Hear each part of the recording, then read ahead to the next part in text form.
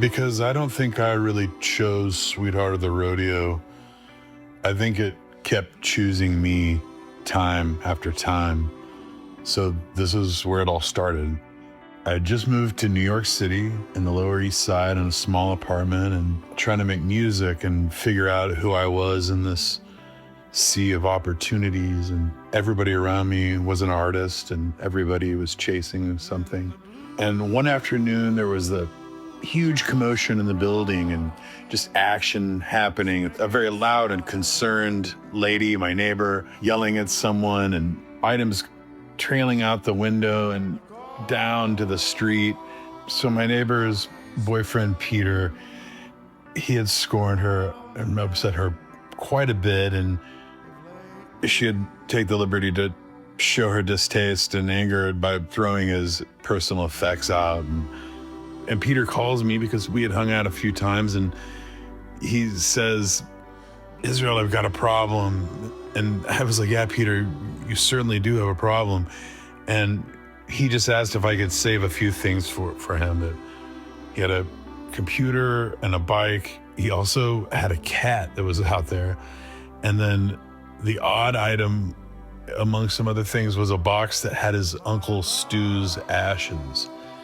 Yeah, so the day got really weird, and to be a good neighbor, I decided to carry everything upstairs, and the bike, the cat, Uncle Stu, and some other personal effects. And one box had some records in it, and one caught my eye, and it was this album, Sweetheart of the Rodeo. And I had never heard that album. I was familiar with it just through some of my Graham Parsons fandom, but had never listened to that one. And that night I put that record on, and I kind of expected a Byrds folk rock album, and it truly wasn't. It sounded like this amalgamation of country and folk, rock, gospel, bluegrass, kind of all happening at the same time. And years later, people would come to call that Americana. And the funny part is, I was hearing this record for the first time in all places in New York City, and the city where Bob Dylan had changed the folk music scene and the coffee house scene in Greenwich Village, the songs and all the writers and that whole movement. And years later, those ideas traveling to Nashville with the Byrds and Graham and country music, rock and roll, and somehow it all became Sweetheart of the Rodeo. And it wasn't trying to preserve American music. It was imagining what American music could be somehow. And back to our story, though. Peter comes back the next night to get the bike and his computer, the cat, and Uncle Stu. And he sees that I have the record out, and he said, "You keep it." Then he says, "You sure you don't want the cat?"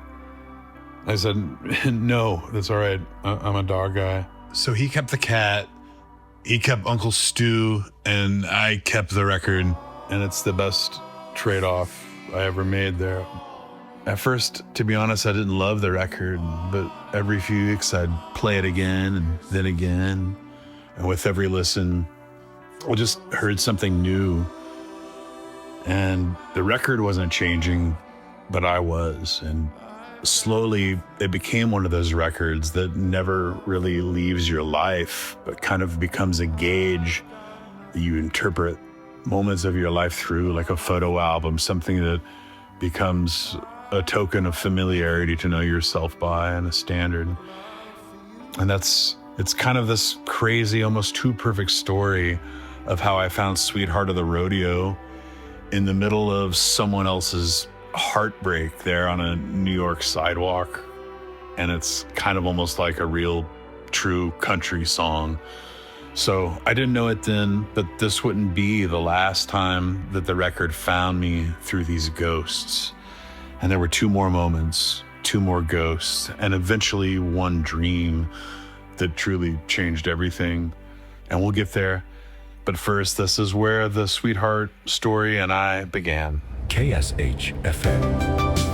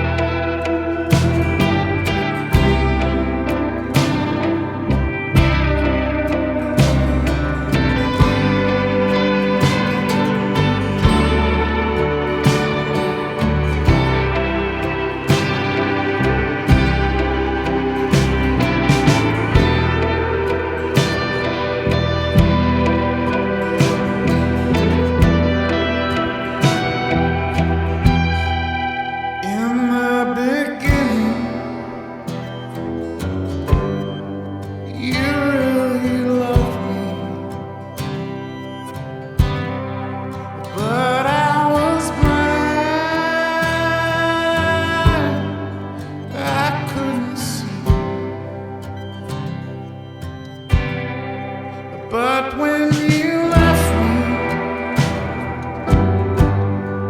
oh how I cried. You don't miss your